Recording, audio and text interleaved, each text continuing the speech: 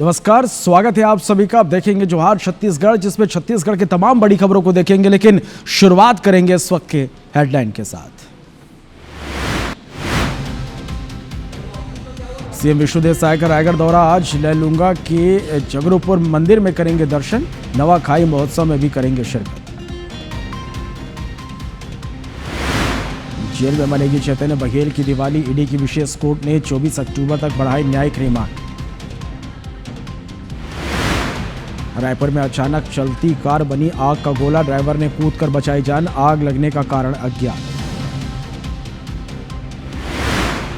रायपुर जंगल safari की बाघिन बिजली की मौत, इलाज के लिए भेजी गई थी जामनगर के वनतारा, किडनी फेल होने के चलते मौत। छत्तीसगढ़ में हल्की से मध्यम बारिश की संभावना, मौसम विभाग ने जारी किया अलर्ट। रायपुर समेत कई जिलों में हो सकती है बारिश।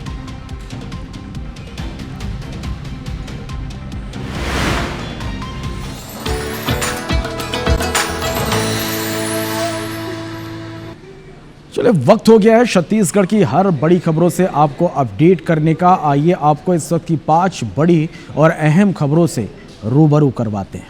आज की सबसे पहली बड़ी खबर की बात करें तो सीएम विष्णुदेव साय आज गौरेला पेंड्रा मरवाही के दौरे पर रहेंगे। लैलूंगा के जगरपुर मंदिर में दर्शन करेंगे और इसके बाद एक सभा में भी शामिल होंगे। जेपीएम के मटिया डांड में नवाखाई महोत्सव में भी शामिल होंगे। दूसरी बड़ी खबर, चैतन्य बघेल की मुश्किलें कम नहीं हो रही है। जेल में ही चैतन्य बघेल रहेंगे। ईडी की विशेष कोर्ट ने न्यायिक रिमांड बढ़ाने के निर्देश दे दिए हैं।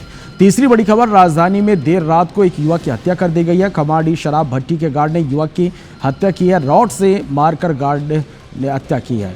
रायपुर से एक और बड़ी खबर है, जहां चलती कार में आग लग गई। आग लगने का कारण फिलहाल अज्ञात है। ड्राइवर ने किसी तरह कूदकर अपनी जान बचाई है। और अगली बड़ी खबर है कि छत्तीसगढ़ में एक बार फिर से मौसम बदलेगा। हल्की से मध्यम बारिश की संभावना जताई गई है। कई जिलों में बारिश हो सकती है। रायपुर समेत कई जिलों में बारिश के लिए मौसम विभाग ने अलर्ट जारी किया है।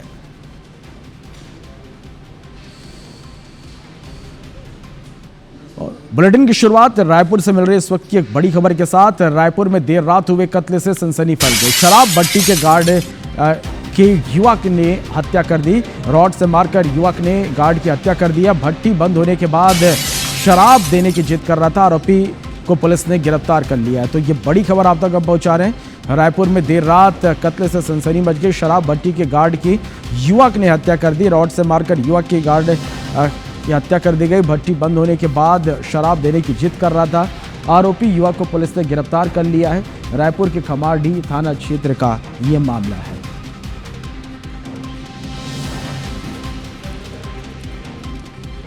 तो अब आरोपी पुलिस की गिरफ्त में है।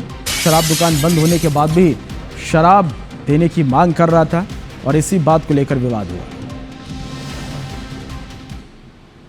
राजधानी रायपुर के खमाड़ी इलाके में एक सुरक्षा गार्ड की हत्या कर दी गई। बताया जा रहा है कि खमाड़ी जो शराब भट्टी है वहाँ का जो गार्ड था संदीप पटेल, उसकी एक जो युवक भिंगराज बघेल है उसके द्वारा हत्या कर दी गई है। और बताया जा रहा है कि वो फरार हो गया था। ये उसके जो परिजन हैं वो यहाँ पे खड़े हैं। बताया जा रहा है कि संदीप पटेल अपनी ड्यूटी पे तैनात था, सुरक्षा गार्ड था शराब भट्टी का, और तभी ये आरोपी भिंगराज बघेल जो है वो आया है। आने के बाद उससे शराब की मांग की है।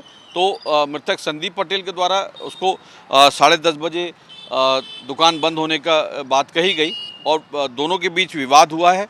विवाद इतना बड़ा है कि आरोपी भिंगराज बघेल जो है वो कहीं से एक रॉड लेके आया है। रॉड लाने के बाद उसको बेदम पिटाई की है। उसके बाद वो वहाँ से फरार हो गया। हम उनके परिजनों से बात करते हैं। जो मृतक संदीप पटेल जो था वो कौन था आपका? भाई है, छोटा भाई जी। क्या करता था? वो शराब भट्टी में था जी। 10 से 6 ड्यूटी रात का। क्या सूचना दी गई आपको? सुबह 3 बजे गांव के ही कोई लड़का मेरे को फ़ोन लगाया, बताया कि ऐसा ऐसा घटना हुआ है। क्या करता था आपका भाई? वो वहीं भट्टी में गार्ड ड्यूटी में। जी हाँ। तो फिलहाल अभी जिस तरीके से बताया जा रहा है पुलिस के द्वारा कि आरोपी भिंगराज बघेल जो है उसको सुबह 4:30 बजे करीब गिरफ्तार कर लिया गया। बताया जा रहा है कि जो खमाड़ी शराब भट्टी है वहाँ पे आए दिन विवाद की स्थिति बनती है। लेकिन कल भी जो स्थिति बनी, क्योंकि 10:30 बजे शराब भट्टियाँ बंद हो जाती हैं, उसके बाद ये गया है वहाँ पे इससे शराब की मांग की है। सुरक्षा गार्ड संदीप पटेल जो मृतक है उसने मना किया है। फिलहाल अभी पुलिस ने आरोपी भंगराज बघेल को गिरफ्तार कर लिया है और उससे पूछताछ की जा रही है। कैमरामैन रेणु प्रसाद के साथ तहसीन जैदी, IBC 24, रायपुर।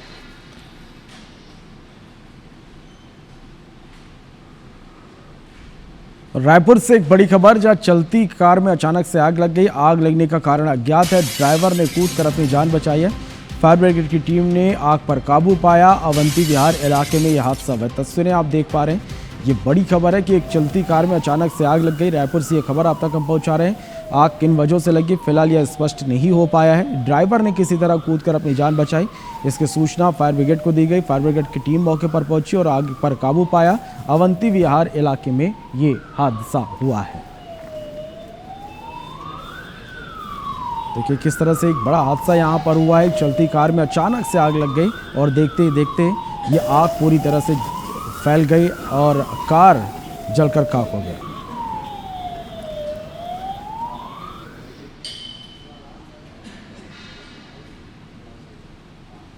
बढ़ते आगे, रायपुर से एक बड़ी खबर है, जहां रसनी गांव में ग्रामीणों ने चक्का जाम कर दिया। महंगी बिजली और बिजली कटौती का विरोध कर रहे हैं। हाईवे में दोनों ओर इस जाम की वजह से लंबी कतार वाहनों की लगी हुई है। जाम में फंसे लोग परेशान हो रहे हैं। ग्रामीणों ने सड़क पर बैठकर NH को जाम कर दिया। तो ये बड़ी खबर आप तक हम पहुंचा रहे हैं। तस्वीरें भी आप देखिएगा। रसनी गांव, जहां आक्रोशित ग्रामीणों ने चक्का जाम कर दिया। दरअसल महंगी बिजली और बिजली कटौती से ये परेशान है और इसी का ये विरोध करते हुए धरने पर बैठ गए। हाईवे में दोनों ओर वाहनों की लंबी कतार लग गई। जाम में फंसे लोग परेशान होते रहे। ग्रामीणों ने सड़क पर बैठकर NH को जाम कर दिया। तो महंगी बिजली और बिजली कटौती से ग्रामीण परेशान है और अपनी समस्या को लेकर इन्होंने चक्का जाम कर दिया।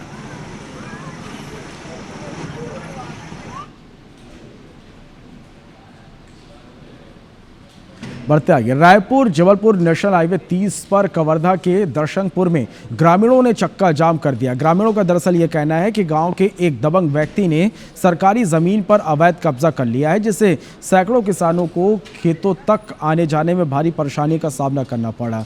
चक्का जाम में बैठे एक युवक ने पेट्रोल छिड़ककर आत्मदाह का प्रयास किया, जिसे ग्रामीणों ने रोका। वहीं जिस व्यक्ति पर अवैध कब्जे का आरोप है उसने भी अपने ऊपर पेट्रोल डालकर आत्मदाह की धमकी दी, जिससे मामला और उलझ गया। हालांकि प्रशासन ने दोनों पक्षों को समझाइश देकर किसी तरह जाम खुलवाया। यहाँ मेरा 30-40 ऊपर जमीन है, मेरे गांव वाले की जमीन है। वहाँ पे जाकर आदमी रास्ता को घेर के रखा है। गब्बर वैष्णव, संजय वैष्णव, उसके चलते ही हम लोग 2-4 जगह शिकायत किए, उसके बाद भी कोई सुनाई नहीं हुआ। वो हटा नहीं सक रहा है तहसीलदार, एक आदमी को नहीं हटा रहे हैं ना। उसमें 500 किसान का जमीन है, आवागमन है। सामने 2 दिन में धान कटने लायक हो गए हैं। राजा कब्जे वो गौचर जमीन है, वो घर कोई लगानी जमीन नो है। एक आदमी पूरा गांव भला परेशान करके रखे है, तो प्रशासन सुनना चाहिए ना। एक आदमी हटाओ, गांव भर की सुनवाई कर। तो नहीं है, गांव में 47 घर बेजा कब्जा जमीन पे बना है। कई लोग बना के बेच भी दिए बेजा कब्जा, और 157 एकड़ खेत बेजा कब्जा है।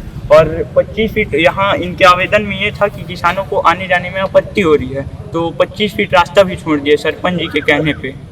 5 घंटे 6 घंटे करीब में हो गए हुए, जहाँ आराम गदर कर रहे हुए गाड़ी नहीं निकलने दे रहे हैं। वो कह रहे हैं जो तक हमारी जो जमीन की मांग पूरी नहीं होगी, जो तक हम नहीं निकलने देंगे। आप बताइए कि एयरपोर्ट का इमरजेंसी माल भरा हुआ, कोई चिंगारी कर देता कुछ हो जाए। अभी हादसा हुआ है जयपुर में, गैस बाटला फट गया है, कई आदमी मर चुके। इसके कौन जवाबदारी होगा? 2 पक्षों में अतिक्रमित भूमि के नाम से विवाद था। वो अतिक्रमण को हटाने की मांग को लेकर के गाँव वालों के द्वारा चक्का जाम किया गया है। दोनों पक्ष को समझाइश दी जा रही है और जल्द से जल्द जाम खुला करके जो भी अग्रिम कार्रवाई होगी वो की जाएगी।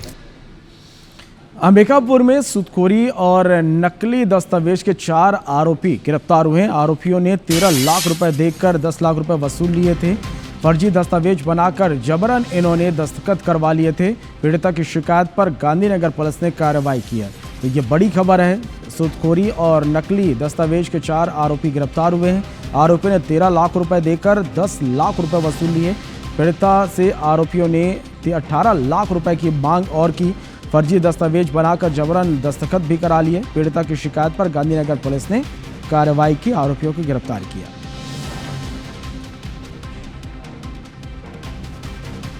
पूर्व मुख्यमंत्री भूपेश बघेल के बेटे चैतन्य बघेल को राहत मिलते हुए नजर बिल्कुल भी नहीं आ रही। ये बताया जा रहा है कि इस बार चैतन्य की दिवाली जेल में ही मनेगी। अदालत ने 24 अक्टूबर तक उन्हें न्यायिक रिमांड पर भेज दिया है। दरअसल शुक्रवार को ईडी की न्यायिक रिमांड खत्म होने पर चैतन्य बघेल को रायपुर की विशेष अदालत में पेश किया गया। दिन भर चली सुनवाई के बाद अदालत ने तय किया कि चैतन्य बघेल को कुछ दिन और जेल में काटने होंगे। 24 अक्टूबर तक के लिए पूर्व मुख्यमंत्री भूपेश बघेल के बेटे चैतन्य बघेल की रिमांड बढ़ा दी गई है।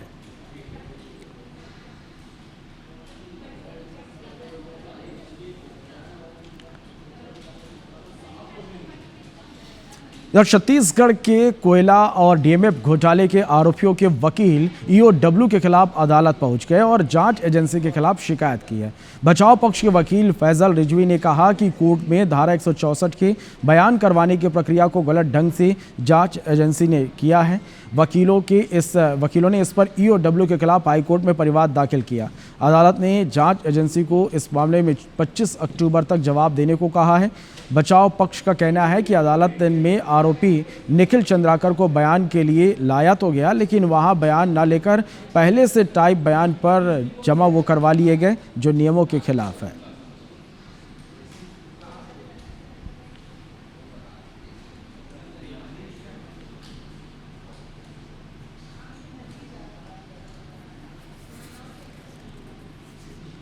खबर सरगुजा जिले से, जहां रजिस्ट्री के बाद सबसे जरूरी दस्तावेज ऋण पुस्तिका के लिए लोगों को मशक्कत करनी पड़ी। स्थिति यह है कि रजिस्ट्री के बाद पटवारी कार्यालय से मिलने वाली ऋण पुस्तिका पाने अब तहसीलदार के पास आवेदन करने की नौबत आ रही है।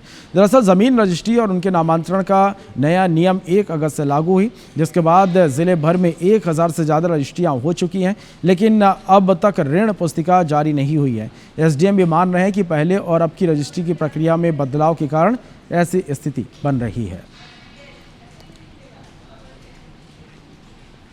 जो पक्षकारों को खाद, बीज, लोन वगैरह वगैरह में जो ऋण पुस्तिका की आवश्यकता है, इसके बारे में अभी तक कुछ स्पष्ट जो है ना निर्देश जारी नहीं हुआ है। स्वतः नामांतरण होने से रिकॉर्ड में नाम आ रहा है, ऋण पुस्तिका किसके पास जा कर के लें, कौन प्रदान करेगा, ये अभी तक कोई स्पष्ट निर्देश नहीं आया है। पहले क्या है कि पंजीयन होने के बाद पटवारी लोग नामांतरण करते थे और उसके साथ ऋण पुस्तिका देते थे।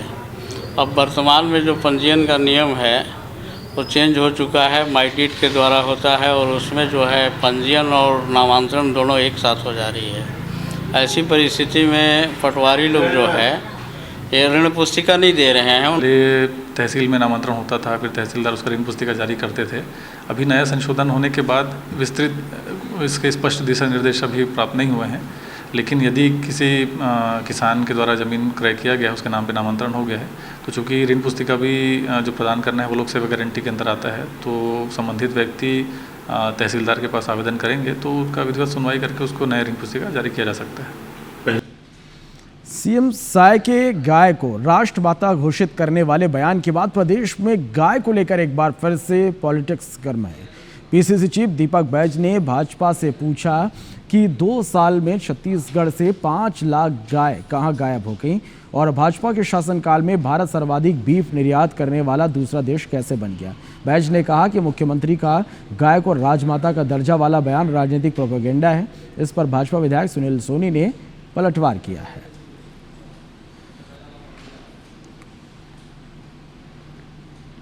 मंत्रिमंडल में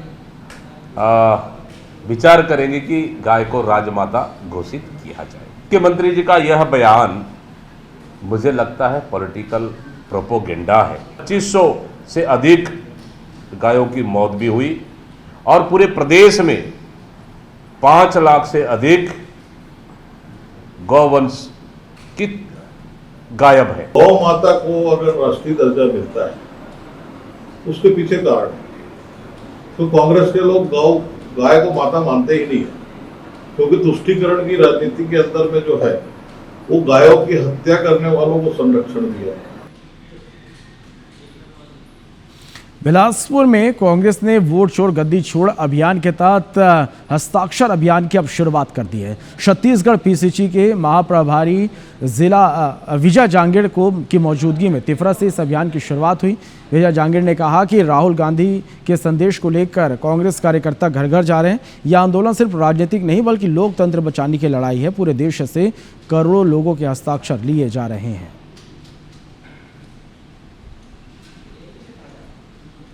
चोर गद्दी छोड़ अभियान अखिल भारतीय कांग्रेस कमेटी ने 15 सितंबर से 15 अक्टूबर तक का एक हमने विस्तृत गहन जनसंपर्क कार्यक्रम जनता के बीच में जाने का रखा है। हम 5 करोड़ लोगों के दस्तखत करवाएंगे देश भर के और चुनाव आयोग को ज्ञापन सौंपेंगे। सरगुजा संभाग में अपराध की बढ़ती वारदातों ने पुलिस पर लोगों का जो भरोसा है वो थोड़ा कम कर दिया है। अपराधी बेखौफ हैं, कानून जैसे खुद हथकड़ियों में जकड़ा हुआ है। आम आदमी से लेकर खास तक हर कोई खुद को डर के साए में महसूस करने लगा है। ये हम नहीं बल्कि जनता कह रही है। इस रिपोर्ट को आप देखिए।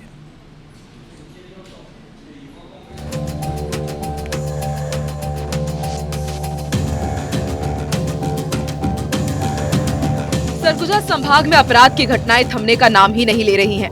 बलरामपुर के कुसमी थाने के टीआई और 2 स्टाफ को एक मामले में बिना सूचना के दूसरे राज्य में कार्रवाई करने पर निलंबित कर दिया गया। इस घटना ने सरगुजा पुलिस की किरकिरी कराई। सूरजपुर में आपसी विवाद के बाद पीड़ित पक्ष ने पुलिस से सुरक्षा मांगी, लेकिन लापरवाही के चलते पिता पुत्र की तेज रफ्तार गाड़ी से कुचलकर हत्या कर दी गई। बाद में टीआई को हटाया गया। कोरिया में भी सड़क हादसे की आड़ में 2 युवकों की हत्या का आरोप लगा, जहां पीड़ित पक्ष ने पुलिस पर लापरवाही का ठीकरा फोड़ा। सरगुजा में दशहरे के दिन एक युवती की चाकू से गोदकर हत्या और एक युवक पर धारदार हथियार से हमला हुआ। अगले ही दिन दुर्गा विसर्जन के दौरान एक कांग्रेस नेता पर प्राणघातक हमला हुआ। इन वारदातों ने पुलिसिंग पर गंभीर सवाल खड़े किए हैं। विडंबना इतनी बड़ी है कि शहर में दिन दहाड़े दशहरा के दिन जिस दिन शोभा यात्रा निकाली जा रही थी, उस दिन पेट्रोल पंप पे एक व्यक्ति आता है और एक लड़की को ऐसे दौड़ा के चाकू से मारता है। बीच शहर में भरी भीड़ में आप समझ सकते हैं कानून व्यवस्था पूरी तरह से फेल है। लोगों को डर नहीं है कानून का। जिला पुलिस पूरी तरीके से फेल हो चुकी है। अपराधियों के हौसले बुलंद हैं और सरगुजा पुलिस का हौसला एकदम टूट चुका है। हमारा मानना है कि पुलिस की जो व्यवस्था है, लचर व्यवस्था है, सुस्त व्यवस्था है, इसके कारण ये घटनाएं घट रही हैं।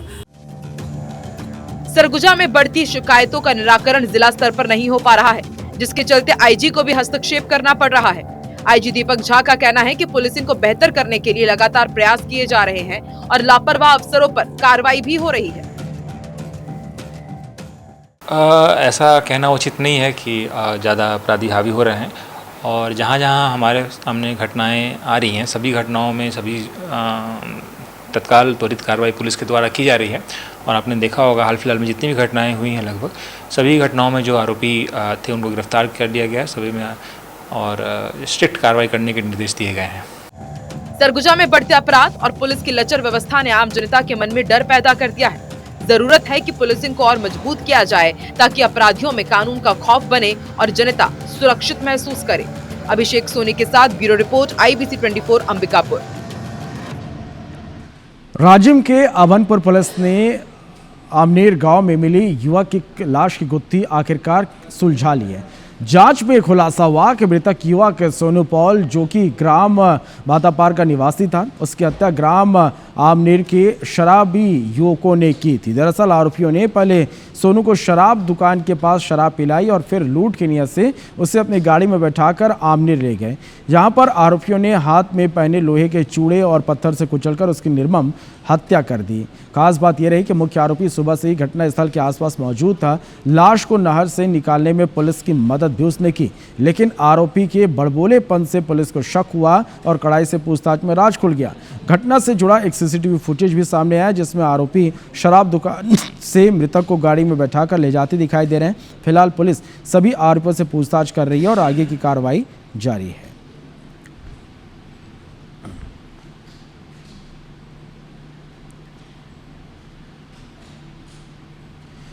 खबर बिलासपुर से, जहां पूर्व डिप्टी सीएम टीएस सिंहदेव ने एक बार फिर सीएम बनने की इच्छा जताई है। उन्होंने कहा कि सीएम के लिए पहले भी मेरा नाम चल रहा था। 2.5 साल के मुद्दे पर मीडिया ने लगातार मुझे बनाए रखा, लेकिन पार्टी का निर्णय अंतिम रहता है। वहीं सीजेआई पर जूता फेंकने के विवाद और हाईकोर्ट के वकीलों के पोस्ट पर उन्होंने कहा कि सारे हिंदू भाजपाई कैसे होंगे, मैं भी हिंदू हूँ, लेकिन मैं पैदा हुआ कांग्रेसी और मरूंगा भी कांग्रेसी। तो देखिए, टीएस सिंहदेव ने एक बार फिर से बिलासपुर में सीएम बनने की इच्छा उन्होंने जताई है। उन्होंने कहा कि सीएम के लिए पहले भी मेरा नाम चल रहा था। 2.5 साल के फार्मूले पर, इस मुद्दे पर मीडिया ने लगातार मुझे बनाए रखा, लेकिन पार्टी का जो निर्णय होता है वो अंतिम होता है।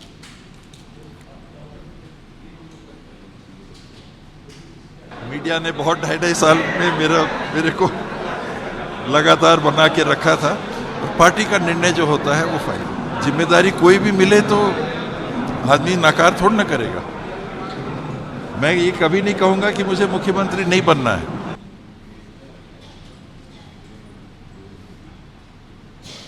तो मुख्यमंत्री बनने की लालसा तो हर किसी में नहीं, हर व्यक्ति में है ना, वो होनी भी चाहिए। लोकतंत्र में हर व्यक्ति की जब तक महत्वाकांक्षा नहीं होगी, किंतु ये 3 साल के बाद की बातें हैं। क्या हाँ, टीएस सिंहदेव जी हमारे पूर्व मुख्यमंत्री हैं, लोकप्रिय नेता हैं। समाज में उनकी पहचान, उनकी सादगी, सच्चाई के रूप में एक बहुत अच्छी पहचान छत्तीसगढ़ में है। नवा रायपुर के संवाद दफ्तर में अपर संचालक संजीव तिवारी के साथ हुई अभद्रता, झूमा झटकी और कार्यालय में तोड़फोड़ की घटना से अधिकारी कर्मचारियों में आक्रोश है। छत्तीसगढ़ कर्मचारी अधिकारी फेडरेशन और छत्तीसगढ़ जनसंपर्क अधिकारी संघ के प्रतिनिधिमंडल ने शुक्रवार को सीएम विष्णुदेव साय से मुलाकात की और ज्ञापन सौंपा। संघ ने दोषियों के खिलाफ सख्त कार्रवाई की मांग की है। फेडरेशन के संयोजक कमल वर्मा ने कहा कि सरकारी कर्मचारियों की सुरक्षा के लिए सशक्त कानून बनाया जाए। वहीं छत्तीसगढ़ जनसंपर्क अधिकारी संघ के अध्यक्ष बाल मुकुंद तंबोली ने कहा कि ऐसी घटनाएं पूरे विभाग में असुरक्षा का माहौल है। मुख्यमंत्री ने प्रतिनिधिमंडल को आश्वस्त किया कि दोषियों को नहीं बख्शा जाएगा। सीएम से भेंट करने वालों में जनसंपर्क विभाग के अपर संचालक JL दरिये, उमेश मिश्रा, संयुक्त संचालक पवन गुप्ता, उप संचालक घनश्याम केशरवानी समेत अधिकारी मौजूद रहे। रायपुर से एक बड़ी खबर है, जहां रायपुर जंगल सफारी की बाघिन बिजली की मौत हो गई। इलाज के लिए जामनगर के वंतारा भेजे गए थे, किडनी फेल होने के चलते मौत हुई है। तो ये बड़ी खबर आप तक हम पहुंचा रहे हैं रायपुर से, जहां जंगल सफारी की बाघिन बिजली की मौत हो गई।